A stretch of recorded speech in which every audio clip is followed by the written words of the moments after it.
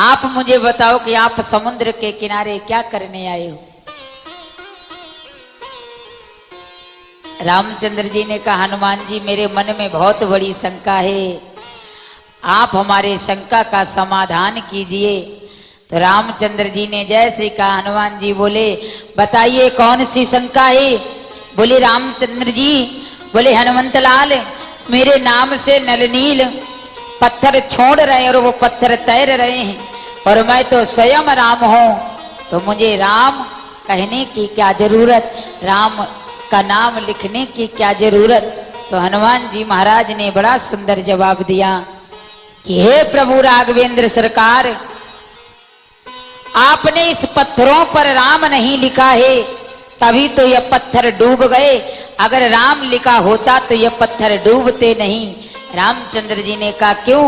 बोले संसार में जिसको आपका नाम का सहारा नहीं मिलता वो हर इंसान डूब जाता है, और जिसे आपके नाम का सहारा मिलता है तो वो भवसागर रूपी नदी में तैर जाता है।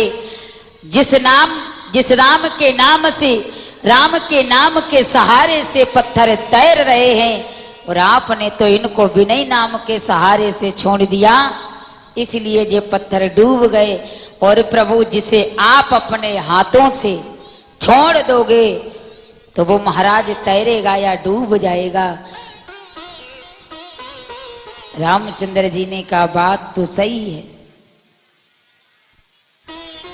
तो कहने का महाराज तात्पर्य है, वशिष्ठ जी महाराज समझा रहे हैं कि आपके जो कौशल्या की गोद में पुत्र है उस पुत्र का नाम राम है। अब जो राम जी से छोटे हैं, जो राम जी से छोटे हैं उनका नाम विचार करके रखा गोस्वामी जी महाराज ने। महाराज वशिष्ठ जी कहते राजन सुनो, अब जो राम जी से छोटे हैं उनका नाम क्या विचार करके रखा है कि विष्णु भरन पो सन कर जोई, विष्णु भरन पो सन कर जोई, ता कर नाम भरत अस होई, ता कर नाम भरत अस होई।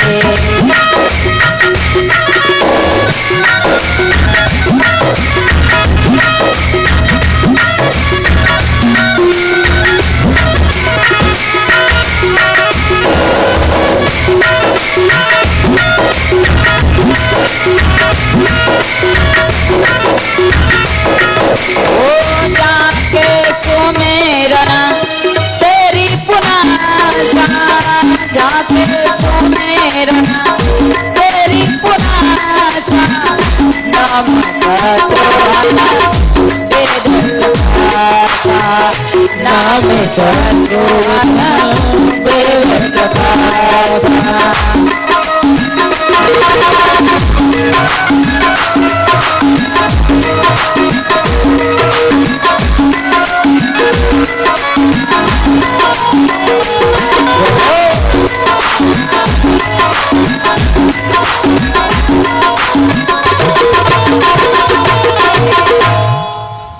जो राम जी से छोटे हैं उस पुत्र का नाम विचार करके रखा।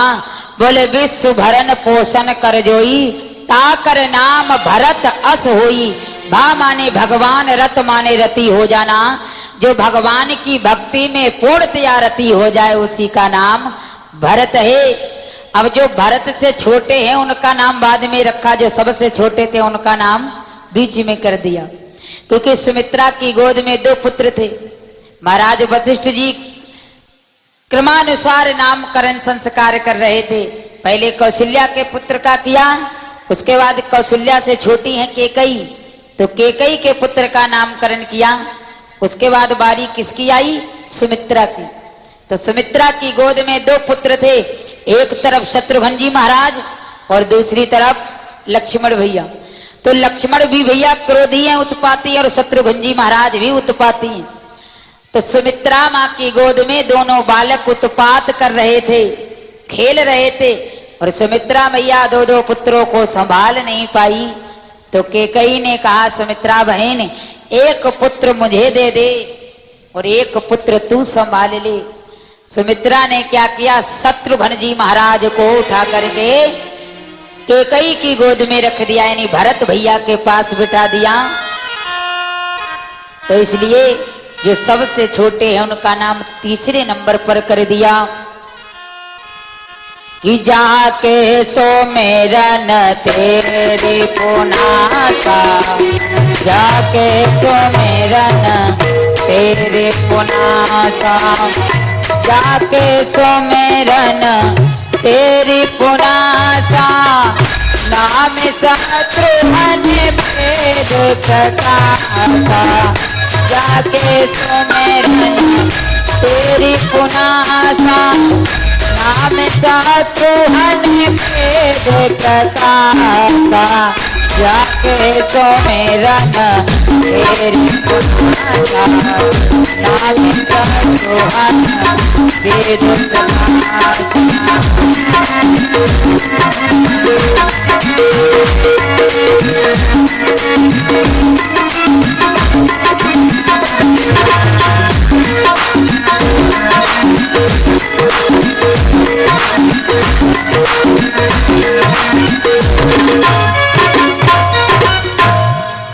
भरत से जो छोटे हैं उनका नाम बाद में, और जो सबसे छोटे उनका नाम रखा, बोले जाके सुमिरन तेरी पुनासा, और नाम शत्रुघ्न वेद प्रकाशा। जाके सुमिरन तेरी पुनासा, नाम शत्रुघ्न वेद प्रकाशा।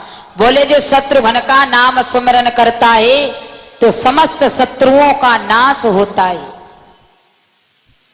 किसी ने गोस्वामी जी से पूछा, बाबा राम जी ने तो रावण मारा और मेघनाद को भैया लक्ष्मण ने मारा, लेकिन शत्रुघ्न ने किस राक्षस को मारा जिससे आपने इनका नाम शत्रुघ्न रख दिया? तो गोस्वामी जी महाराज बड़ा सुंदर उत्तर देते हैं, बोले जाके सुमिरन तेरे पुनासा, नाम शत्रुघ्न वेद प्रकाशा। जिसका सुमिरन करने से शत्रुओं का नाश होता है। और शत्रु कौन सा? सामने वाला शत्रु, दुश्मन नहीं कि शत्रुघ्न का नाम ले लो तो दुश्मन का कल्याण हो जाए, वो शत्रु नहीं। सबसे बड़े शत्रु कौन है? छल दंभ देश पाखंड झूठ अन्याय, ये सब हमारे शत्रु हैं। और इनसे भी बढ़कर के एक शत्रु है, वो कौन है? लोभ। लोभ सबसे बड़ा हमारा शत्रु होता है। और शत्रुघ्न महाराज का सुमरन करने से लोभ समाप्त हो जाता है। मंथरा के अंदर लोभ था। शत्रुघ्न जी महाराज ननिहाल से लौट करके आए तो मंथरा के केसों को पकड़ करके एक मुष्टक प्रहार दिया तो मंथरा का सारा लोभ समाप्त हो गया। जहां शत्रुघ्न होते हैं वहां लोभ नहीं होता है। इसलिए वशिष्ठ महाराज कहते, राजन जाके सुमिरन तेरे पुनासा, नाम शत्रुघ्न वेद प्रकाशा। और उसके बाद में सुमित्रा के एक पुत्र बचा है, उस पुत्र का नाम, सबका नाम रखा है एक एक चौपाइयों में।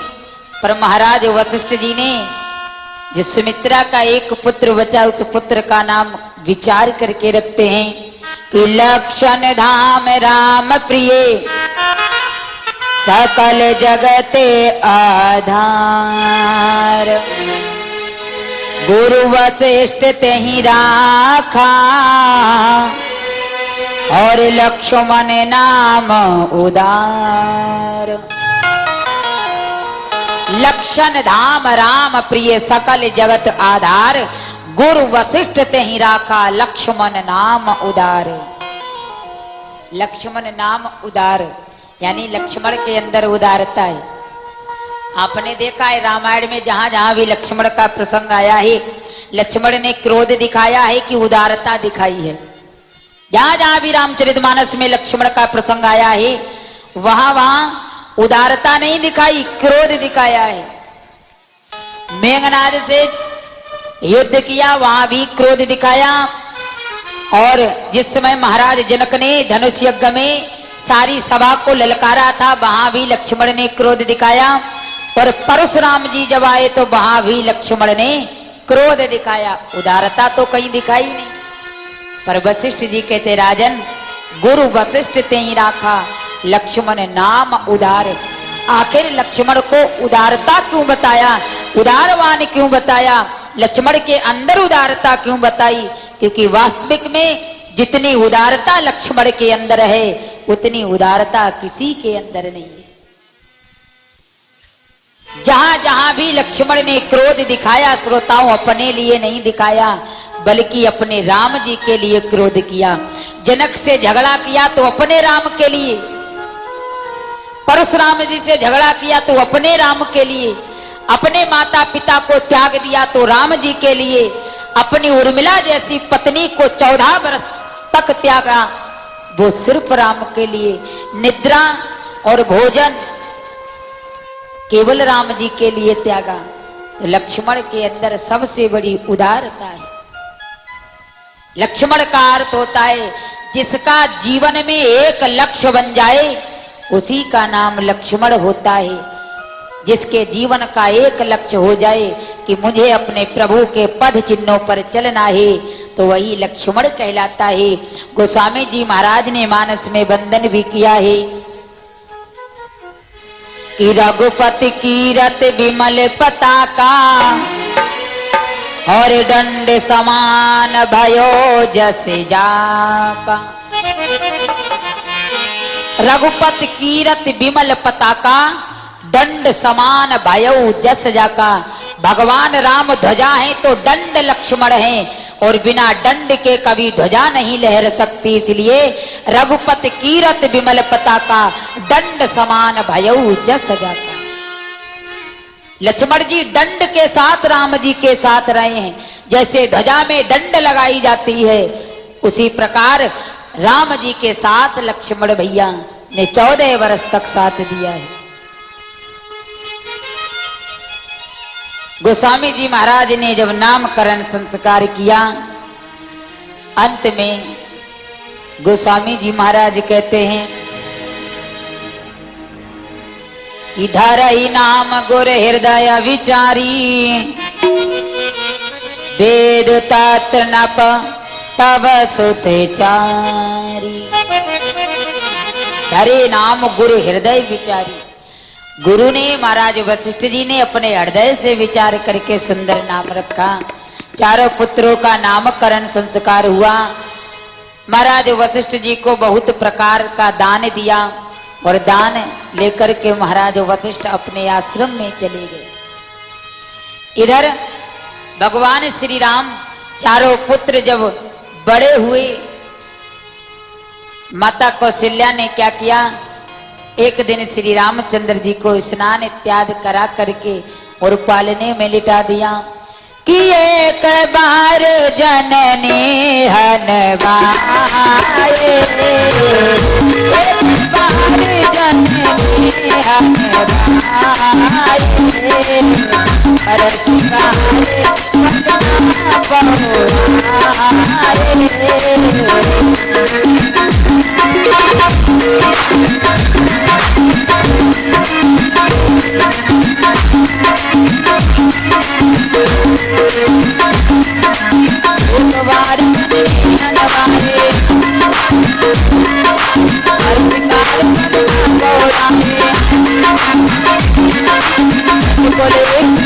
हनवाए,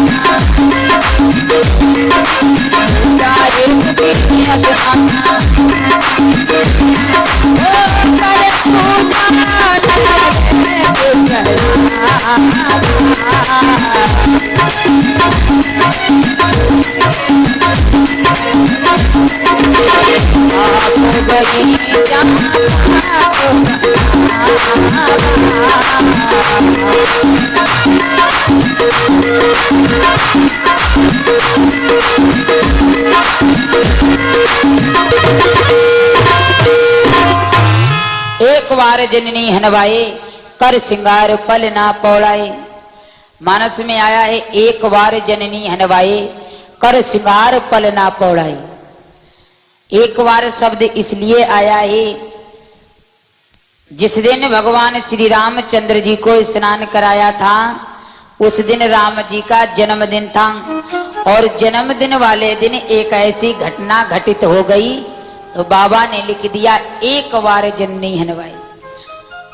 कभी कभी हम आप यहाँ से पुवाया जाएं और प्रतिदिन जाएं और किसी दिन कोई घटना घटित हो जाए तो हम आप क्या कहते, भैया जब हम एक बार गए थे कहाँ पुवाया, तो कई जब कोई घटना घटित हो जाए तो वहां पर एक बार लगा देते हैं। तो गोस्वामी जी ने भी एक बार जननी हनवाई कर सिंगार पलना पौड़ाई। भगवान श्री रामचंद्र जी को स्नान कराया और स्नान करा करके पालने में लिटा दिया।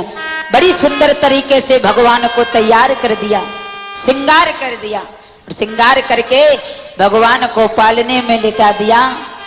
और पालने में लिटाने के बाद स्वयं जाकर के भगवान की पूजा करने लगी कि निज कुल इष्ट देव भगवाना पूजा हेतु कीन स्नाना।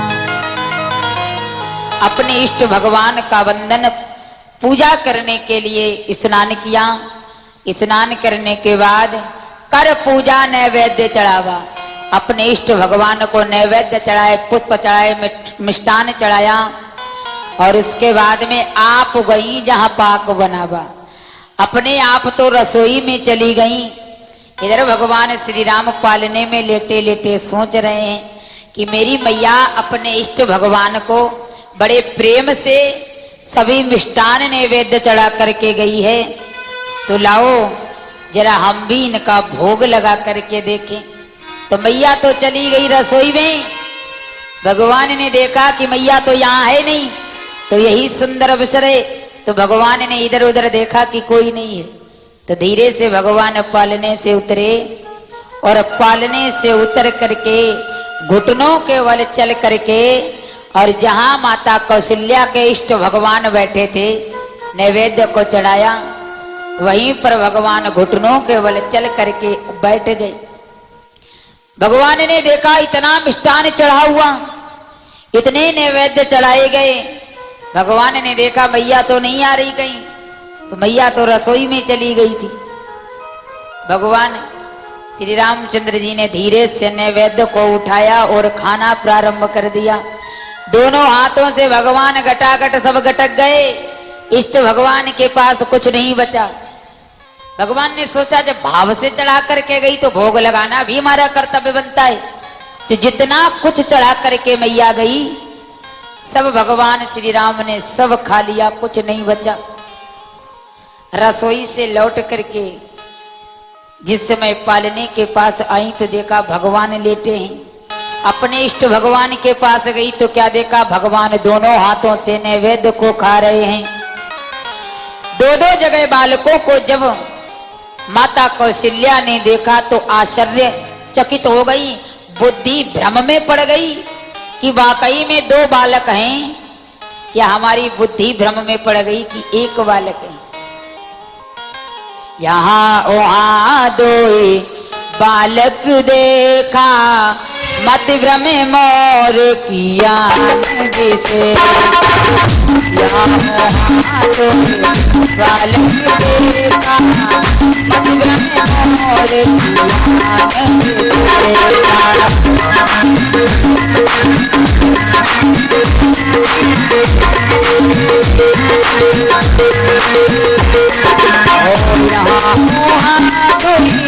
बालक देखा, मोरे आदि देखा,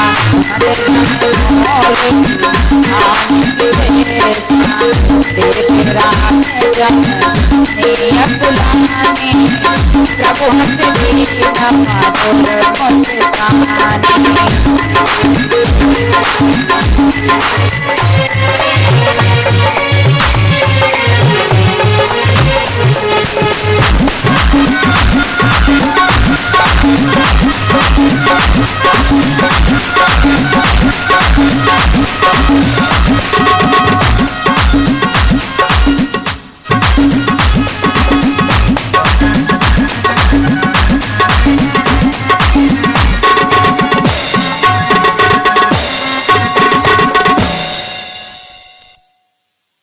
कौशल्या ने जब दो दो जगह बालकों को देखा, यहाँ वहां दुई बालक देखा, मत भ्रम मोर ज्ञान विशेष।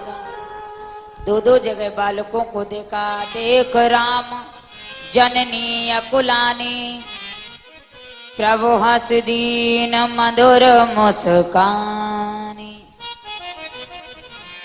जैसे ही माता ने दो दो जगह बालकों को देखा, विचार करने लगी कि वाकई में दो बालक हैं कि हमारी कोई बुद्धि भ्रम में पड़ गई हो। और भगवान कहते हैं कि जब भक्त भ्रम में पड़ जाता है तो भगवान अपनी माया दिखाते हैं। माता कौशल्या की बुद्धि जब भ्रम में पड़ गई, मत भ्रम मोर ज्ञान विशेषा, कोई और कारण है या हमारी बुद्धि भ्रम में पड़ गई। जैसे माता कौशल्या की बुद्धि भ्रम में पड़ी, इधर भगवान ने सोचा कि जिसके अंदर भ्रम पैदा हो जाए तो फिर माया दिखाना हमारा कर्तव्य बनता है। भगवान श्री राम ने उसी समय माता कौशल्या को अपनी सारी माया दिखा दी कि दिख रावा माता निज अद्भुत रूप अखंड, रोम रोम प्रतिलागे कोट कोट ब्राह्मंड।